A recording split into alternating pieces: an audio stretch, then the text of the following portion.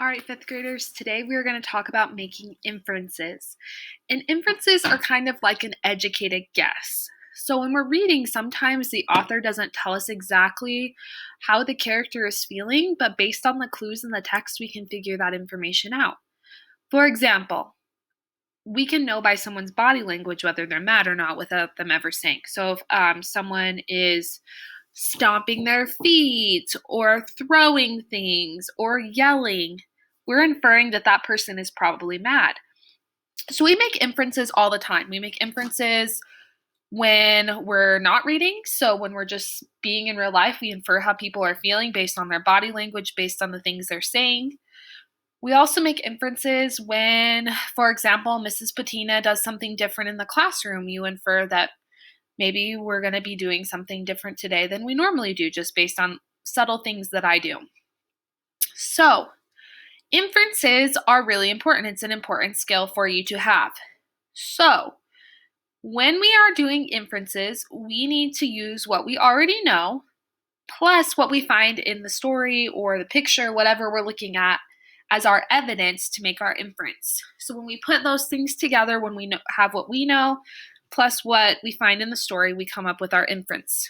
So our background knowledge is basically what you already have in your mind, what you already know. So for example, I already know that someone who is mad is someone who's stomping their feet is usually someone who's mad.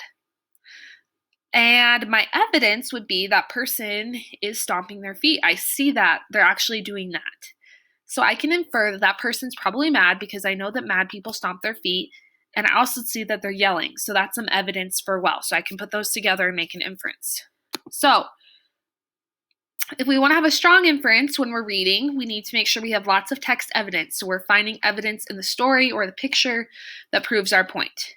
We're incorporating our own knowledge. So what we already know, we're very specific and we have lots of strong evidence. So that's kind of our recipe for a good, strong inference.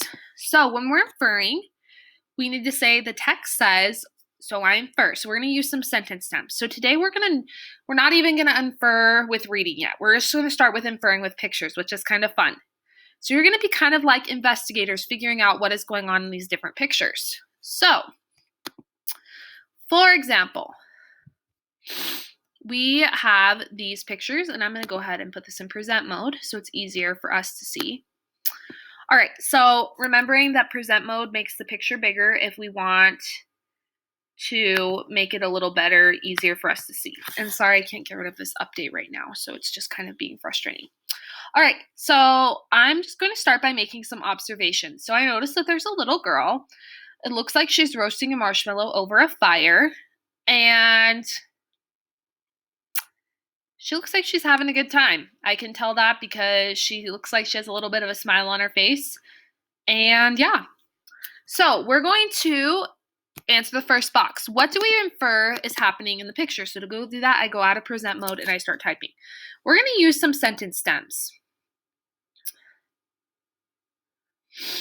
Okay, the picture shows a little girl roasting a marshmallow over a fire. So I infer she is probably camping. Now, I'm going to explain how I use my background knowledge plus the evidence in the story. And I spelled marshmallow wrong, so sorry about that, fifth graders. Okay. So marshmallow, the picture shows a little girl roasting a marshmallow over a fire, so I infer she is probably camping. So how did I know she was camping? Well, I assume from my own background knowledge that usually when people roast marshmallows, they're camping. So that's how I got my background knowledge. And then I also see that that's what she's doing in the picture. And she looks like she's outdoors as well. So now it says, being as specific as possible, make an inference about where you think this picture is being taken. I believe this picture, or actually let's say I infer, that's a better word there. I infer this picture is being taken at a campground because there is a fire pit and I see a little girl camping. So notice how I have my text evidence or my picture evidence, and I'm saying I infer in a complete sentence. So that is what you're going to do, fifth graders. I will provide you sentence stems for each of the following pictures. So please tell me what you think is going on in the picture. Make sure to read the directions and infer what you think is happening in each picture or how they're feeling based on what you see and also what you know.